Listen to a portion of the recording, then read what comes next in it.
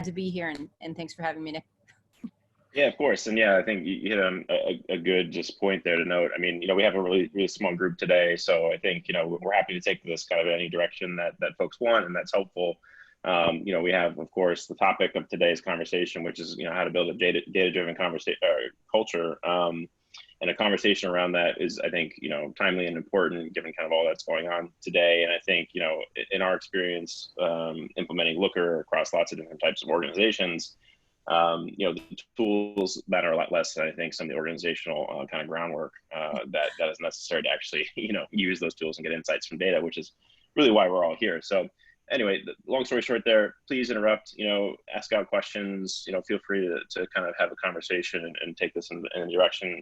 Barring that, I do have some thoughts and topics to shoot over to Brandy. But, one of the things that I just wanted to kind of frame the conversation today, Brandy, is, I know it's a little maybe trite at this point, but I do want to talk about like how kind of the current situation has affected organizations and also kind of the need for data. I mean, I think it's topical, but I think it's good to frame that conversation. So I don't know, what are you thinking and seeing kind of around organizations dealing with data these days? Here's my hot take on it. Like most Americans, and I'm going to view this from like a biased American point of view, because guess what? That's where I am. Most Americans have not looked, unless you are in tech or you're in statistics or you're an analytics person, haven't looked at the absolute volume of Tableau pie charts and graphs and plots and regression modeling and linear. Like most people, that's not something that you're doing day to day, right? So that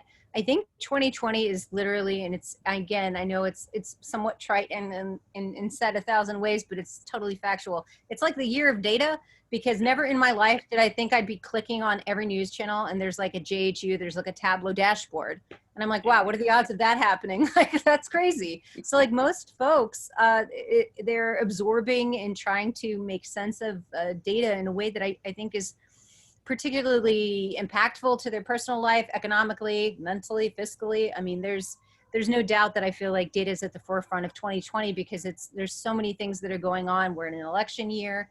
We have a global pandemic. We have economic things, turbulence with finance, with all the markets. I mean, it's just, I don't think that you can go through, it'd be a challenge, like, drink every 30 minutes if you don't see some kind of plot or data point or statistic in a show or on a TV channel or even on your radio. So I think it's definitely, it's something that has become more visible. And for the first time in a long time outside of the realm of tech or VC or analytics or digital marketing, where we live, eat, breathe, die, KPIs and proving efficacy. And we have like a quantifiable empirical statistical side to a lot of what we do. I think it's tremendous. So there's no shortage of data in 2020. Making sense of it, I think, is the challenge. Yeah. Yeah, that's interesting. Yeah, I mean, I definitely, you go to the New York Times, app on the homepage, I have little spark lines, with the COVID cases and stuff like that, which is pretty cool. And yeah, to see that stuff that came out of like JHU with the dashboards and a lot of that just public data, which has been very interesting. And yeah, we actually did a little bit of an analysis around some COVID, and we actually wrote a blog post about it. But I think, I think that then kind of piggybacks on what you're saying. So now data is almost everywhere in both people's personal as well as professional lives. Kind of what does that mean then for like data literacy, and kind of how do people deal with all this data everywhere now at this point? Oh, it's so funny because I saw some kickback the other day that was like, you can't say data literacy. Literacy implies you don't know. And I'm like, I guess, yeah, fair enough. Fascinating fact. The reason we don't say, data savvy is because savvy is an opinion, feel, felt, found. So I could be savvy at wearing my college jeans. Guess what? They don't fit. So it's just like savvy versus literate. Literate is testable, it's verifiable, it's a true false, right? Because here's 10 questions. Can you answer them? Great, then you're literate. So I mean, yeah, data literacy it's a tricky subject this year because, and I mean, in other years as well, particularly if you're looking at it from like B2B SaaS, marketing, tech, analytics, et cetera, that's always been a huge thing because people can make data say what they want it to say if they skew it in a certain way.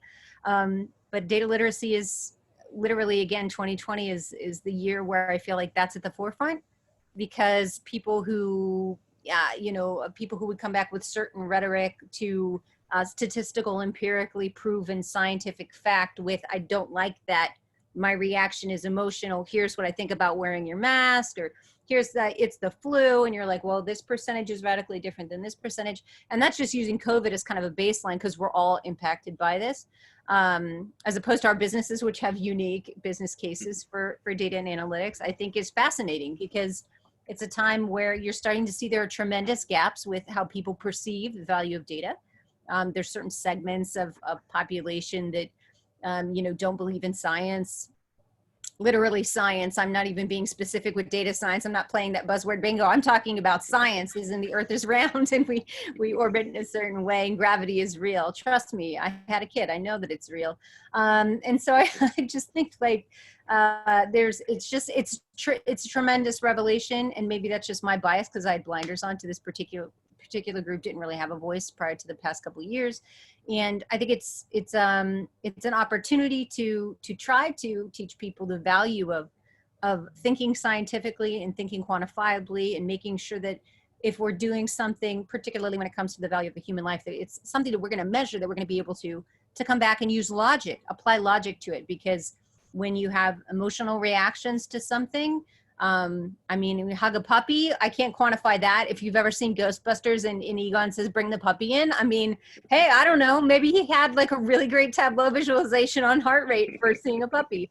But that human element is wonderful. But when it comes to driving decisions that have such a wide impact, and if we think of the US as a reflection of our businesses or our departments, it's very apparent that the data literacy is something that we have to take up in arms. Yeah, and that's you know, it's an interesting kind of thought, and I think you know kind of how data and emotions kind of come into play. I think you know we've seen a lot of you know there's KPIs, right, and people own certain KPIs, and sometimes that you know has a lot of impact on people's kind of you know jobs and careers and things like that. But you know to your point, like you know that's really kind of what we do in a lot of our clients is try to standardize and democratize data, make sure that the definitions are transparent and folks know and understand what the data means.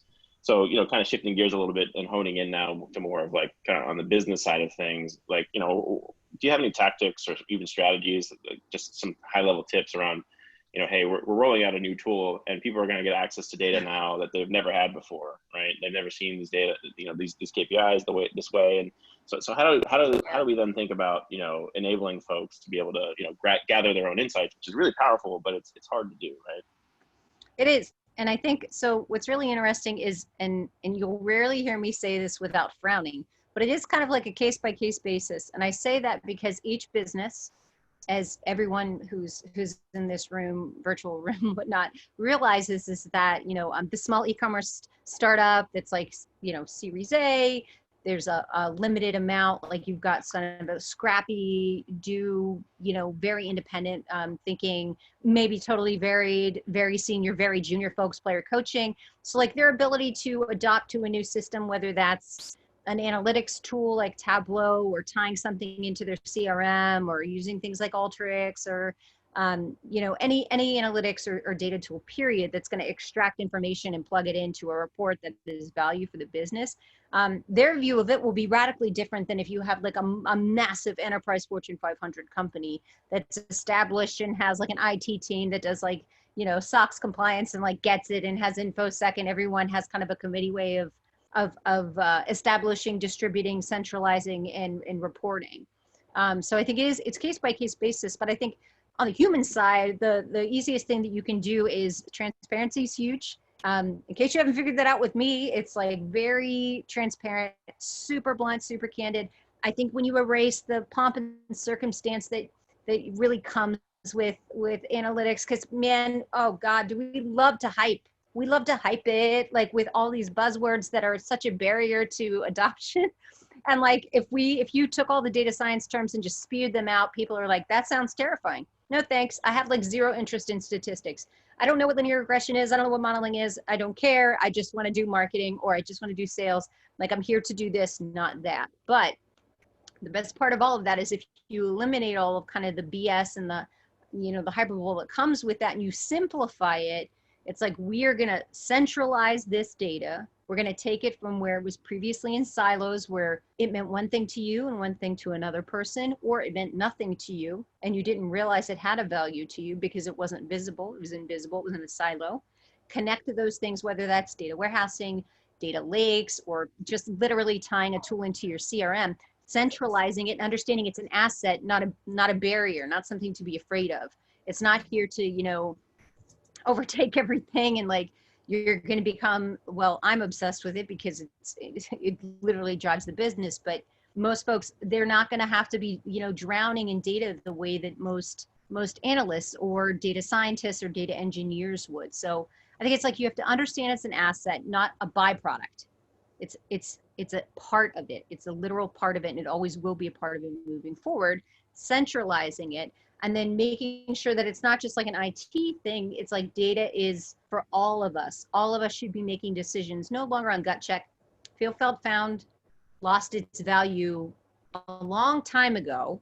I mean, intuition has its place. Should I eat the gas station sushi? My gut says no. Should I date this guy who I just met in the dark alley who has the threatening demeanor? Gut says no. So like intuition, that's where that belongs. Gut check, that's where that belongs. It's a human thing and it does have value, but for a business, feel, felt, found can really take you down a dangerous road because it's based on a human opinion, which is arbitrary and centralized and they're biased. So if it's like, I think if we do this, we'll do this. So eradicate, I think, centralize the data and start to make that process, that literal scientific process, a part of what you do. So that sounds so great conceptually. Sounds so great, right? That's so easy to say. Let me tell you, the human aspect of this is way different. It's way different because data scares people. When you say, show me what you're doing and you can quantify it, I think it can be unsettling for some folks. And so their immediate reaction is, no. That's for me. I don't need to see that, or they don't need to see that, or marketing doesn't need to know that about sales, or product doesn't want to share that we miffed, 2 sprints. We don't want to do that. So I think like making sure that from the top down, and it does come from the top down, it can't just come from like a consultant you hire on Fiverr who goes bottom up. It has to be top down, right? You've got to come from the top and from the bottom. And I feel like Awesome. That's a Drake song for sure. But I think well, that we do have a question. Not to interrupt, oh, but great. we do have a question from Kate. Oh, so yeah, I want to get her in. Yep. Hey, Kate. Oh yeah, hi. I'll jump on.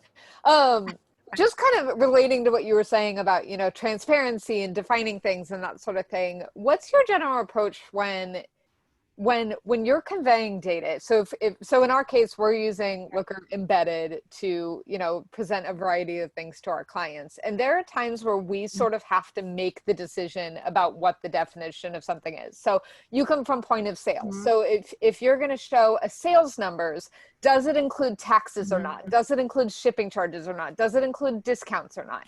Those kind of things. And you're going to make a call there. Mm-hmm. How do you approach balancing having a nice, concise, not muddied looking visual with properly conveying that definition? So I think that how you format what you're sharing depends on the person or the team. So if it's a group that is going to be, I don't know, even like on the accounting side, like if you're coming up with powerful visualizations to explain spend and allocation or transaction matching or something like that, then you would have that level of hypergranularity. But I'm guessing, I'm hypothetical here, I'm not assuming, but I'm taking a stab in the dark. Sales isn't going to care about that.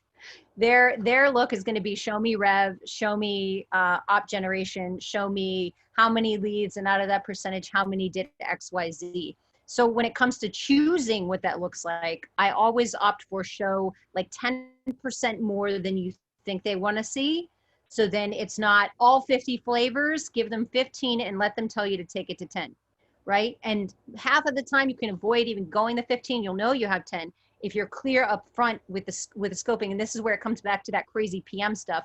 When you opened and you were like, oh yes, it's like, the management of it. I'm like, the change management is the hardest part because you have to go in to a tribal area that was all this person left and they took that info and we're doing it this because we did it this way because that one person that we had that then left 6 months and went to this and they did this thing and then there was a consultant from Upwork.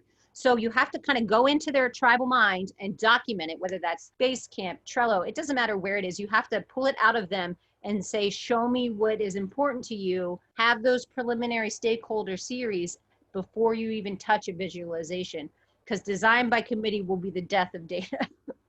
So it's easier to just do the work up front, give them the 15 and then shave it to 10. If that makes sense. Hopefully that answered the question. Yeah. Yeah, thanks. Well, I was going to piggyback on that a little bit, and that's exactly right. I think, from our perspective, when we're doing like Looker implementations, for example, we go in and we think about, hey, how do folks actually think about the business? And to your point, Randy, I think different teams will think about the business slightly differently, and they have sort of things that they care about, they don't. But I think making that assumption and sort of putting that hat on to say, because I think that's even what I was going to hit on a little bit before, is like, in analytics, we're in between the technical side and the business side, right? And we kind of have to play that translator. So, we have a deep understanding of the data typically, but we also have a deep understanding of how people want to use the data. And so being able to sort of put that, business stakeholder hat, get in the shoes of the folks who are actually, that are our stakeholders, and then suggesting, hey, we think you should look at it like this because right? Because, when I was at Jet, for example, an item can ship in multiple boxes, or multiple items can ship in one box. So there's sort of this many-to-many relationship, and understanding that, and then being able to say, well, the shipping team cares about how many shipments we have. The sales team cares about how many items we actually sold. Those don't necessarily correlate directly, but they're different stakeholders. They have different needs. And I think that's where something like Looker or any tool really can help to customize that experience and curate it for the right group of stakeholders to make sure that they're seeing what they need. But that's a good point. And so, so maybe Randy, then we can piggyback a little bit on that, on kind of that translation aspect between, different teams. Because, we have all different kinds of roles in a data team. There's data engineering, data science, data governance in some places, data analysts. So there's all these different titles, there's different roles, different sets of responsibilities. Like, how do we think about just like, in an organization, how we structure those teams and those responsibilities, and kind of then how do we actually get work done at the end of the day? How do we actually get insight from that data when there's so many cooks in the kitchen, if you will? Yeah, so many cooks, but there has to be quarterbacks. I think that's the big thing, is like, so the fun part of data is that it's Alice in Wonderland down the looking glass. Like, if you go, especially if you're talking about it from like a pure commerce, not even like a B2B SaaS environment, but like an e-commerce base, you can go down that rabbit hole and never come back out. You could have a 70-page deck just on exit intent strategy, or just on cart abandonment or SMS marketing. So I think that the easiest way to do that is to have a very clear, and again, this comes to kind of like how you're structuring processes, which is like I don't want to say the boring part, but it's like the PM kind of grunt work that you have to do. But even if you are just simply lucid charting like the flow of command in the same way that you would an effective project, treat your team and the people that you work with the same way, so that if there's a question that's coming from leadership, they know the point person, they're not just kind of going, wee, and like sending a bulk email to like data science team at bob.com. So I think that having very clear swim lanes is so important, because everyone in 2020 fancies themselves to be a data scientist. And a lot of the time they're not. You're not doing R, you're not doing Python, you're not doing advanced SQL, linear regressions, machine learning. Like, you have to be careful, because analysts and data scientists cross paths a lot. And a lot of the time leadership, and I just did a thing at G2 about this that I think really hit home with a lot of folks, leadership buys a hype in the same way that we did for AI, right? So you'll get your CIO or your CTO who's like, yeah, AI, forgetting that statistically from a data standpoint, 85% of AI projects will fail miserably because they were hype out. They weren't based on a mature model that would actually work. I digress on the AI thing. Same thing for data science, though. A lot of the time people will try to apply complex data science or some kind of like a advanced data science approach to something when the governance isn't even there. The CRM may not even be capable of giving you the outputs because it's garbage in, garbage out. So you have to think about governance and hygiene first, which is why it all circles back to the PM element. So it's like, clean the table first, establish the requirements. What is the penultimate goal? Like, what are we here for? What's the goal? what are the responsibilities, create the swim lanes, document the swim lanes, evangelize them to high heaven, have routine check-ins with stakeholders who work in the other departments, whether that's biweekly, every month, or even quarterly at the QBR. And then from the bottom up, so if you're saying this is the company and this is our goals, whether it's a rev goal, whether it's a retention goal, whatever it is, from the bottom up, go backwards, and then that's how you come up with that, right? You take whatever that bottom up goal is and you start plugging that into realistically what would the time to delivery be, and then you can plug it in the calendar, and then from the calendar week to week, and then from week to week to day, and then that's how you kind of again, a lot of this is PM work, it's human work, so you have to kind of like pull the information out, document it, and then make sure that like anytime there's an interruption to that cycle or another ask or something added on, because scope creep's a huge thing in the data world. Like you gave me 3 dashes and now I would like 1 dash in yellow and 1 in pink. And then also, could you give me this one but backwards? So you have to be mindful that like you have explicit like requirements and expectations that are managed, because quite often data can be very noisy and too much data is almost as bad as not enough data. So you have to, a lot of the times you have to mother the people who are asking you for things by saying, what business question does that report answer? What value does it have to you, right? Yeah, and that's it's one of the things that, you know, certainly I've learned in my career too, where it's like a lot of times, you know, people, you know, again, playing that translation role, people come to you and they think they know what they're asking for, but it's really about, you know, helping the person or the stakeholder kind of refine that request and understand kind of what's behind it. Because if they say, hey, I need this report, well, it's like, well, yeah, what are you trying to do with that report? Or hey, can you get this data into the data warehouse or whatever? Right. Yeah, exactly. Like, well, what do you want to do with that data? Or what are you trying to do? And maybe there's a better way to do it. And maybe there's some, you know, already data that exists somewhere that we can leverage, or already reports that exist. So helping folks understand the request and shape that request is important. But yeah, sometimes it feels kind of, I don't know, crummy, because you have to answer a question with a question. Someone's like, can you do this? I'm like, well, what are you trying to do? And I love it. I love the response that you get a lot where they're like, well, that's a lot of questions. Can you not just do it? And I'm like, well, here's the thing. Like, you're asking me to change the tire on a car.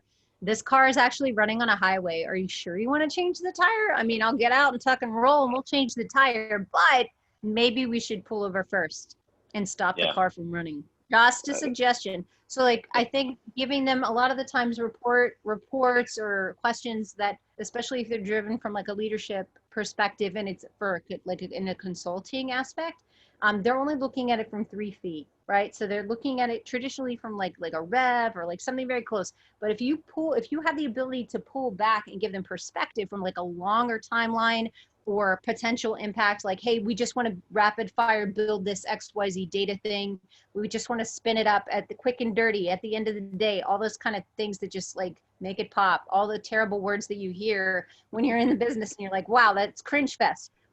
Instead of doing it that way, if your long-term 5-year plan as an org is to do this, this, this, and this, then you need to look at a data warehouse. Are you launching XYZ vertical or another spinoff or like a subsidiary or something, and you want to be able to collate that into like one master data lake and then have all the information from the varied customers or clients or whatnot? Like, I think that's kind of like, you have to kind of start framing it for them, because like you said, half of the time they're asking for like, I need a dashboard, and then you're like, what reports will inform it? And they're like, I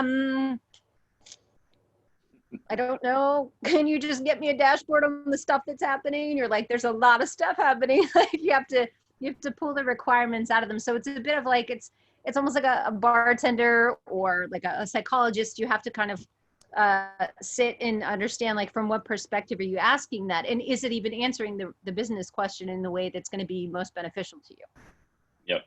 Yeah, and I think that's all, you know, kind of thinking about, you know, we're at a conference for, you know, a BI tool, right? I think, you know, the idea is like, we've talked about 30 minutes here and we haven't really talked much about the specifics of the technology, right? And I think that's something that, you know, is a lesson that we learn over and over again, that, you know, a lot of times the tools don't matter. It's more about how you use them. But, you know, I think you kind of hit on one of the interesting things that, you know, we try to do with a lot of our clients, which is kind of come up with this almost center of excellence type model, where we have data teams and folks who generate data, are responsible for generating data. So a lot of times that's technical teams and other folks like that.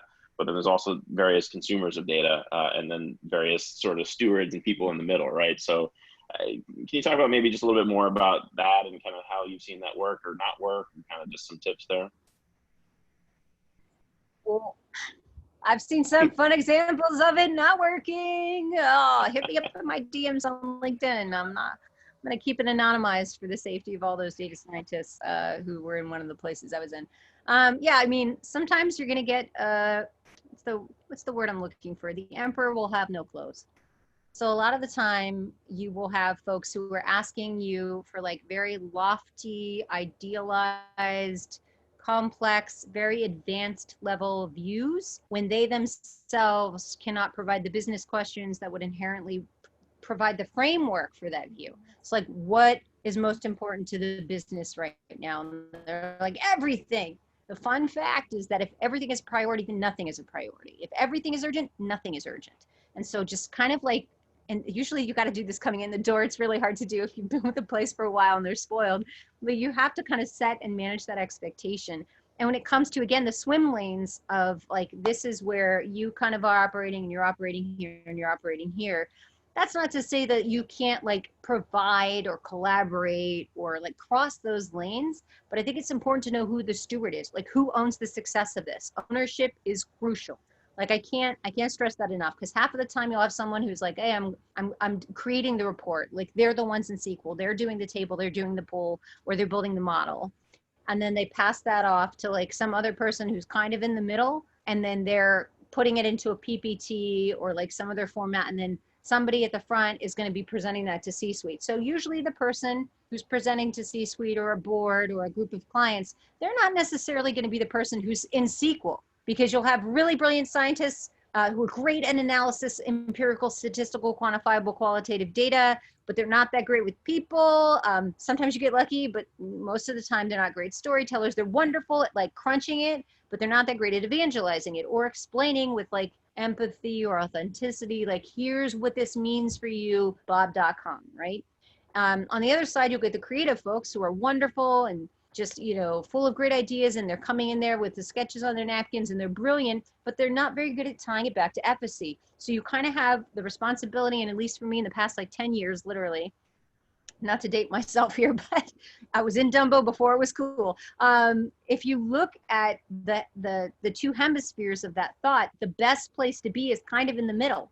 So it's good to know enough SQL to have technical knowledge to be able to sit and translate, but it's also important to be able to carry that back to a stakeholder, particularly in a consulting position, because you have to convince them that there's a value to this or that you've answered their question. And if they are tense or they have a kickback or rebuttal, most data scientists are true false people. They're like, okay, it's not an emotional thing for them. So I think it's an interesting time, because you have a lot of people who are passionate about data, who might not necessarily be coming from that, like the technical perspective. But putting like standardizing that, templatizing that, and then really making sure that you have documentation around it prevents like 90% of the headaches. The fun part is creating the standardization, and there's tons of examples online, and I can shoot you like some really great Basecamp, Trello, all kinds of fun PM tools there that kind of just really break down like each part of what should be an ask coming to a data scientist, or reporting, like every time someone asks for a report, rather than just saying yes right away, here are some 3 simple questions that you can ask that will tell you whether or not you should even create that report, which takes some time for folks to get used to if they've always said yes, yes, yes, yes. But it's our jobs traditionally as the stewards of that world to say, before I say yes, I'm going to ask you why, because there might be a more efficient, cost-effective, throw cost-effective in there, cost-effective way to do this. Because the last thing you want to do is have your data scientist do 6+ figures easily, depending upon cost of living and where you are, but definitely six no matter what. You have them sitting in that chair doing like complex stuff, spitting it out, and then at the end of the day, the person's picking it up and going, oh, this really doesn't answer it. Well, you've just spent like double-digit money to have that person create that, when in fact, all you're asking for is something you could have pulled out of the CRM with an analyst versus a data scientist. So I think educating the people that you're interacting with on data analyst versus engineer versus actual scientist level sets that and makes it easier to democratize and see those swim lanes and then work more effectively with them. Yeah, that's interesting. I mean, it almost comes back to Kate's question before about like, you know, kind of, you know, well, if someone presents a revenue or sales number and, you know, maybe I'm the analyst that pulled the data and it has tax in there, and then someone presents it to the C-suite and it's sort of misinterpreted. That seems too high, So I think that's a very interesting thing. And one of the things that, a couple of things here, I guess one is, you mentioned kind of accountability and ownership. And it seems like data governance, data stewardship, kind of data quality, a lot of those aspects always kind of seem to fall through the cracks because it seems to be no one's problem. And yet everyone always complains about it, right? So like, I don't know. It's not sexy. It's not sexy. You put data science on your profile, everyone's going to click your profile because you're keywording on LinkedIn. You put data governance, it's like, oh, you're like cleaning the CRM. Yeah, that's not hot. Well, it's we gotta like do it, right? If you're putting modeling, how do we? It's absolutely mandatory. Like how do we solve this again? Then, Imagine the CRM or your database is the car. So if you're doing takeout all the time, ingesting lists, you have bad data, you have forms that are bananas, your Pardot, your Salesforce, your Eloqua, whatever, Marketo, doesn't matter what it is. If it's garbage in, it's garbage out. If your business is the car and you're eating takeout and you're just like chucking McDonald's wrappers in the back seat, then you can't expect to, get your driver, which would be the data team, to sit in the front seat and take you to the opera. You're not going to show up there with a bunch of wrappers. It's not going to be a good look. So I think that the simplifying the scope and making sure, I can't say it enough, but documenting the requirements and then being able to effectively translate back and say, you are asking for this. Here are the steps that must happen for that to make sense. In addition to the granular steps of do this, do this, do this, do this. You told me you want this report, this report, this report. Here's why. I answer it. I create the visualization. There's an evergreen activity for data governance and data hygiene. It can't be secondary. And it is so secondary. It's almost every org I've stepped into, it's been secondary. Even the massive legacy companies. It's always been so who's managing this? Is anyone, watching it? Well, that's what I was gonna say. It's like it ends up being no one's job, and sort of everyone's affected by that. But you kind of mentioned something about documentation, and again, just one of the sort of simple tactics that we found is successful is taking some of the best practices, like you mentioned, from project management and also software engineering to do sprint cycles and Jira tickets, and there's a form in the Jira that everything has to be ticked off, and it has to be did you update the documentation once you actually build the table? Did you then now go back and update the Confluence page, or did you use something like Elation or another data catalog type tool to actually give it meaning and sort of make sure that folks understand what they're looking at? A lot of that comes down to project management, which again is the unsexy part of it. Everyone wants to be the badass that's spinning out Tableau vizzes and winning awards and being the badass and it's the sexiest front of the room position, because everyone wants to be the person who, most people want to be the person who's in front of the CEO or your CTO or your CIO, being that digital guru who's the ninja who understands and can pull charts out of their ass. But the part that's missing from that is that it's almost like if you're a dancer.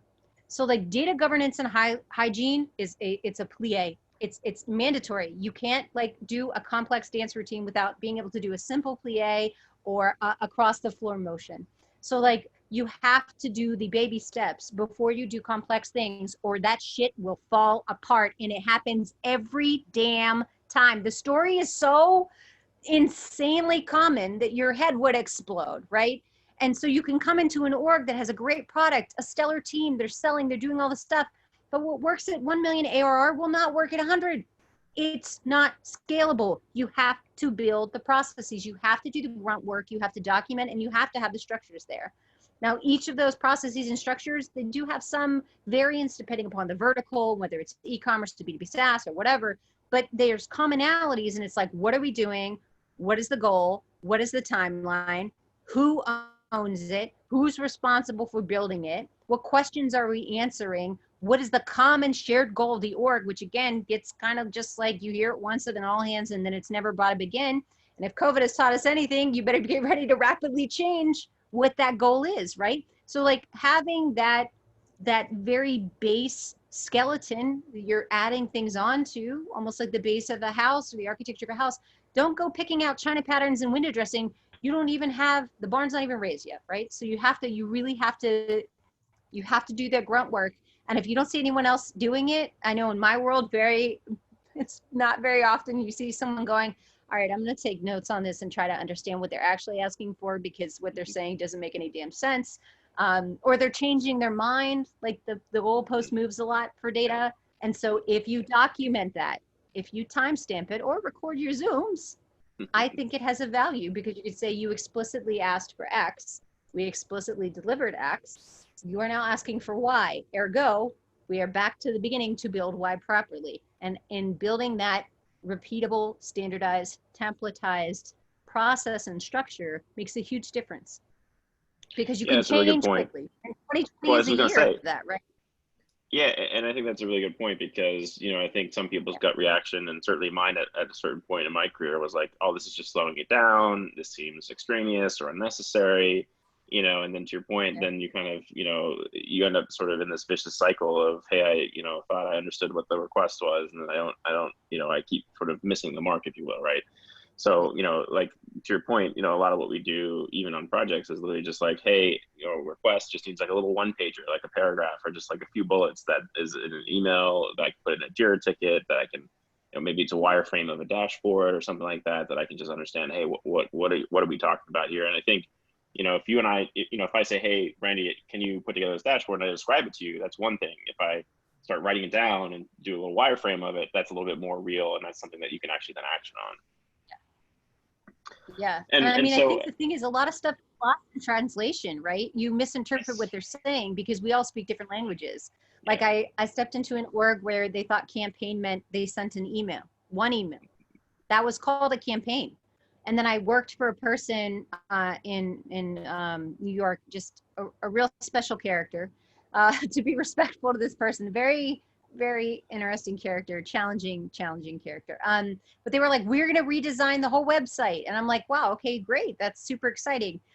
I started building stuff based off of some of the quasi requirements, and then started kind of comparing what they were asking for versus what they were going to be getting. And I'm like, you know what? That's actually not a change to the site. I think they're just talking about changing colors and copy. And so you sit down with them and you're like, what does it mean when you say redesign? I just want to understand what you're asking for. Are you just asking for us to change the homepage? Yes, I don't like the homepage anymore. So like the craziest, simplest misinterpretation, and this is why it's like really dragging it to a very like a childlike level of understanding, so you could turn to anyone who wasn't doing your job and explain what the requirements are, like to a kindergartner. And that's not like a hit at anyone's intelligence. It's like, I don't know, man, linear regression modeling. Who wants to try to explain that? Here's what they're asking for. Here's why we're doing it, and then document it. Because the documenting part of that will save your ass in the end from someone coming back and saying, well, that was a failure because you didn't do X. And it's like, well, actually, here is the trail that's timestamped in our PM tool, and I want you to understand why I don't agree with that, or how can we improve it based on that feedback. And you kind of mentioned something earlier on in the conversation around kind of, you know, I mean, science, right? And if you think about the scientific method, it's like repeatable, right? And this hypothesis testing and stuff like that. So I think, you know, I've been bitten in my career, just in like, I did some analysis, or I wrote some code or something like that. And I was like, oh, this is great. And I didn't document it.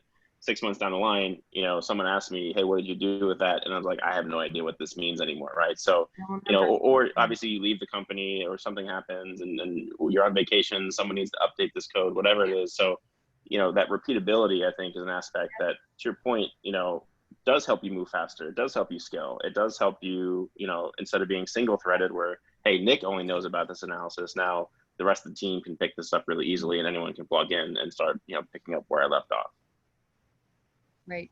And I think that a lot of the time, especially in kind of like 2020 is certainly going to be the year of that because of fiscal considerations and like, you know, certain things always getting cut. You're going to find a lot of those slots in a couple of years. It's basically like if you're coming into that org and you're looking at a data structure that hasn't been documented, or even a marketing or like a sales structure that was mostly tribal, and like they never recorded their trainings and nobody documented why the hell we built the objects and fields like they are right now. You come into it and it's like walking into someone's storage unit that they packed. So they know where everything is from their apartment. And then you have to go into that storage unit with unlabeled boxes and try to find a kitchen spoon. And it is the craziest pull your hair. It's such a waste of time.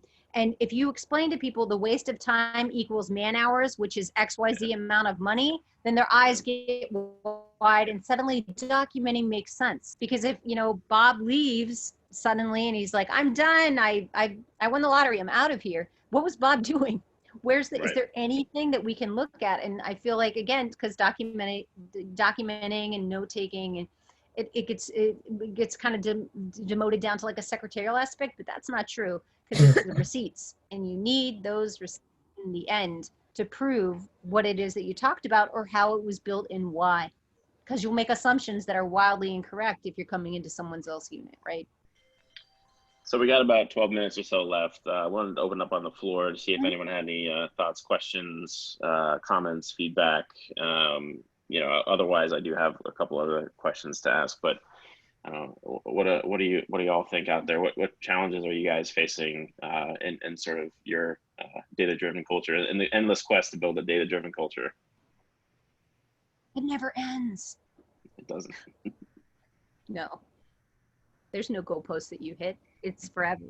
All right, so I you know, you mentioned something much earlier in the conversation, and kind of shift gears a little bit to it, but you know, you kind of mentioned like AI and a lot of the hype there and kind of the hype cycle.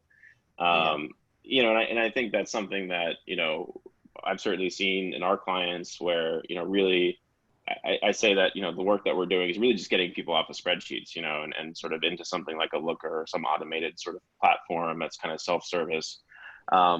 So talk about kind of what you're seeing in terms of AI and kind of, you know, is it just hype? Is it vaporware? Like, is there something there? Like what are we doing, right?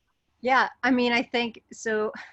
AI is such a loaded subject, because the minute you're like, calm down with the AI, we're not Skynet quite yet. I mean, hold on. Like, there's a lot that's happened in the past couple of years, but calm down. It's not that crazy. There's obviously extraordinary technology that even in like the past decade that has just like blown the doors off of a lot of things. But on your day-to-day, unless you are literally working in AI as a job, like you are the machine learning steward of like writing the algorithmic waves at a huge like VC that's purely focused on AI. AI is like a part of something. It's not like the core thing that you're doing. And half of the time, the size of the org, the budget, and the cost to put someone like butt in a seat to bring AI to an org is grossly like underestimated, because unless it distinctly serves your vertical or what you're doing, a lot of the time it's hype. It's one C-suite talking to another one at like cocktail hour over, you know, in Brooklyn or whatnot, getting hyped up about it, going home, writing down some mad stuff in the journal, coming in and going, we're doing AI, even if it's just like they're a shoe store, right? So like, I mean, AI is it's a buzzword. So is machine learning, but like 90% of the time, they're talking about like predictive modeling, or they're talking about like understanding layered things, or like being able to like do measured predictive things. They're not necessarily talking about AI in its purest form, right? Well, So I think that's a good point you bring up. I mean, like there certainly are, I'll put aside the term AI for a second, and we'll just talk about machine learning and kind of predictive analytics. But you know, I think the kind of things that come to mind, the use cases that come to mind, are like, you know, personalization and recommendations, like, you know, those type of things. But you know, like really, you know, like you're saying, I think it's not like this huge broad thing. There are very specific use cases where it makes a lot of sense, it brings a lot of value. But I think the point that I see a lot is just that folks just aren't at the level of kind of data maturity and sophistication where they don't have their data centralized. They don't understand, you know, kind of, they haven't put the semantic layer on top of it to sort of give it business meaning. And then, you know, like you said before, a lot of those projects end up failing. So 85%. That's statistically, that's a statistic I love to bring up when people start gassing AI.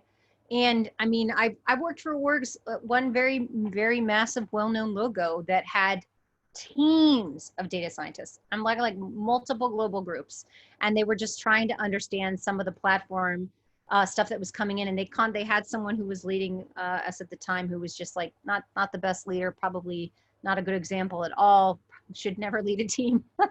Probably a brilliant self-engineer, but like I said, sometimes the technical mind, it doesn't necessarily translate to human leadership.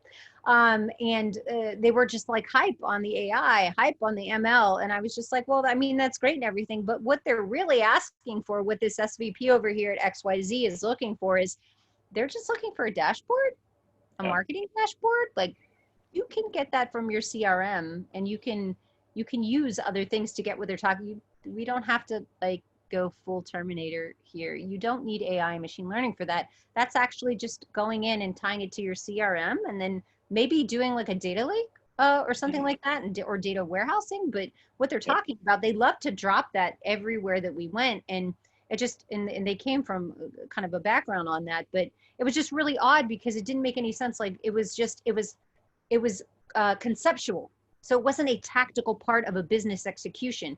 90% of the time, outside of, again, some layers of like ML with like demand base, or like even like drips, like some predictive stuff that you can use for like on-site bots, or even like understanding like someone's journey through a website and then being able to predictively understand that they're looking for XYZ because we've had historical knowledge that shows that their next action will be X. And if it is X, then they go into this stream.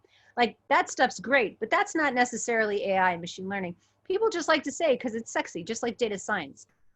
Half of the time, the real work that you're doing is creating the damn templates and pulling tribal knowledge out of folks. It's not standing in a room and being surrounded by, like, you know, Steve Jobs, like giant, you know, face in the background, like Silicon Valley show, and feeling like the badass. Most of the time it's poring over someone else's poorly designed Excel spreadsheet and trying to make logic out of what they're doing.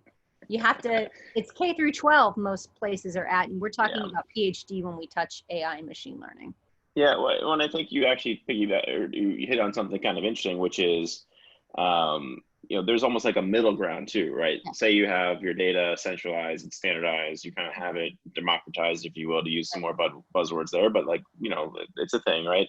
Yep. But, you know, there's a way that you can take your data and sort of take action on the data in an automated fashion with applications. You know, you can sort of make pretty simple rules. Like, one of the things that when I was at Jet, sometimes, you know, we would be running Google product listing ads for products that were out of stock, right? And so that's kind of a simple thing where it's like a human would normally have to be like, oh no, this is out of stock, let's turn off the ads. Turn it off and come back over here. Yeah, and come back and turn it on. But it's like, that could just be an application, right? Where you can sort of say, hey, like, you know, we could just stitch it together and sort of call the API out to the AdWords and, you know, fix it. And so it's automated, right? But, you know, that's not necessarily machine learning. It doesn't need to be that smart, but it does require like the sort of centralized data to be standardized, to know, hey, this thing is out of stock, let's go. And we also know that this is running a PLA, right? Let's go turn it off. So being able to have those systems talk together is probably the first step, right? Like, you know, or at least step 2 or 3 along the journey. So yeah, that's an interesting point. And half of the time, those are the solutions that most people are looking for. Yeah. They're not necessarily looking to, like, you know, IBM Watson this bad boy. That might be what they picked up the last time they spoke to like their buddy at the bar. But the truth is that like, that's not what will change the course of the business. And half of the time it's like therapy, when you are getting someone to vocally tell you or to document the actions that you're taking to improve the way that they're handling data. They will learn themselves what the requirements are, because half of the time we're building the plane while we're flying it, even at larger scale enterprise, like huge orgs, and very much so at SMB mid-market or independently owned entrepreneurial orgs. Like, it's many hats. One person, I don't even, like you said, I don't know what I did, but it was wildly successful. We have to keep going. And so like, sometimes you really do, you get lucky, and that documentation, if it's not done, something as simple as like, we just need to remember what we did in, you know, June of 2018, because it'll affect the data warehousing. We created an Apex trigger in Salesforce. It's an opaque, and I don't even know, we have 18 admins. What the hell is going on? Like, those things are usually your day-to-day, unless it's an extraordinary vertical or a very, very, very cutting edge kind of technology. And it's quite rare that I've seen that. There's like a hand, I can count probably on, you know, one and a half hands of the orgs I've stepped into that were ready for that. Half the time it's getting them to, like, it's K through 12. And there's so many grades in between there, it gets a little wild. Sometimes you're like, they're talking about data science and you're like, oh, you have 18 admins. You're like, you're nowhere near that. Let me explain to you why that's bad for your CRM. Or your security score is like 50%. Let me explain to you why that's not a good thing. Hey, you actually need to close and lock the door in your car before you walk away from it. I'm going to explain to you why and explain to you what the value, the potential loss could be. And then we'll move into like documenting, standardizing, templatizing, scaling, testing, iterating, repeating again. It's a it's methodical. And that methodical nature really helps make things scalable, because if it's not repeatable, then it was a one-hit wonder. It was a one-hit success, and you don't want that. The last thing you want is to go, hey, we had a great success. We have no idea why. You want to know why so you can repeat it. Yeah. Yeah. And so we're running up against time here, but I think, one of the things that, I think to kind of bring it home a little bit here, I think is that, I think organizations are really hungry for leaders in data, and I think, kind of all the things that we're talking about, I know sometimes can seem perhaps overwhelming. It's like, oh no, it's like, I'm fighting an uphill battle, right? But a lot of times, I think to your point, and something that I've tried to do over the years is try to do the stuff that doesn't seem particularly sexy and do the stuff that other people don't really want to do, but it makes a really big impact. And so I think, to your point, especially in smaller organizations, like when I've worked in startups and things in the past, really just trying to take up that sort of, if it's like a leadership vacuum. No one wants to deal with data governance and data literacy and sort of those things. So, get out there and I guess, tackle it and share that vision. So I don't know, any thoughts, kind of parting thoughts for the folks here on like, how do we go and fight that uphill battle when we get back to, to work tomorrow? I mean, drink a shit ton of coffee. That's my... I mean, that's my take on it, because it's going to take energy to counter the rebuttal of like pulling an exhausting human process to try to go into people to understand why they're doing what they're doing, and then transfer all of that to paper or to a project management tool, right? To have like create a legacy archive. Tell me why it is this way. Well, funny story. And then it's 5 years ago when like they bought something and then they put it in the system and they didn't know where it was from, and it turned out it was malware. Like you just figured that out. Like you guys ingested a list or you violated this. Like making sure that if you're gonna open that door and you're gonna say, I want to be in charge of that, get ready to hold the baby forever, because there aren't a lot of folks who are into that. I will tell you though that the positive side of that is that you will know every nook and cranny of why it is the way that it is. And the next time someone walks in the room and has an ask, you could say, hold up, I'm going to explain to you why what you're asking for can't be done in 30 minutes. And it's because of this. And then each time that you can evangelize why what they're asking for could be done in a better way, translate that back into dollars and cents or to man hours. And most folks will be like, well, shit, I don't want to do that, but you can do it. And if you do it, and you're the steward of your data, or you're the person who understands it intimately, you'll have more knowledge and you have a higher value, which 2020 is the year for that. This is it. Like 1 in 4 Americans are employed. It's great to be the person who wants to do that work, right? So, I mean, it's exhausting and it's a lot of work, but I think it's also rewarding to be able to look back after a certain period of time and said, remember when there weren't no templates, or when your objects and fields were like a disaster, or no one knew what efficacy was?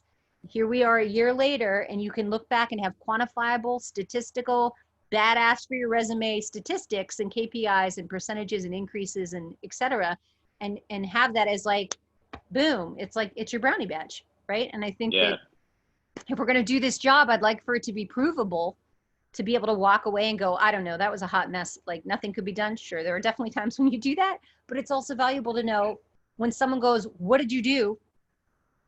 Like, what do you do? Do you want to be able to spit that out and say, I did this. Here are the percentages. Any other questions? And that's a wonderful shield to have in front of the work that you do that validates and legitimizes you and anyone else that you might be working with or having reporting into you. That's awesome. That's awesome. Well, I really enjoyed the conversation personally, Brandy. Thank you so much for joining us and sharing your perspective. And thanks everybody for joining today. There was a question I saw in the chat. This session was recorded. We recorded it. So I will be more than happy, as long as Brandy, you're cool with it, be more than happy to send it out to look at all the attendees here. Give me that. Let me take Oh, that's awesome. tomorrow when I'm crying over an Excel sheet, I'm just going to come back and I'm going to watch the recording and then stick those applause in my shirt and then talk to them because you trust me, you need it after a while. But it was awesome. Awesome. Thanks guys for giving me a chance to Yeah, go. thanks a lot, and I hope everyone enjoys the rest of the conference. And yeah, we hope everyone enjoys that, and we'll talk to everyone soon. Thank you, Brandy. See you later. Guys, thanks guys. I appreciate it. Take care. Bye. Thanks, Brandy.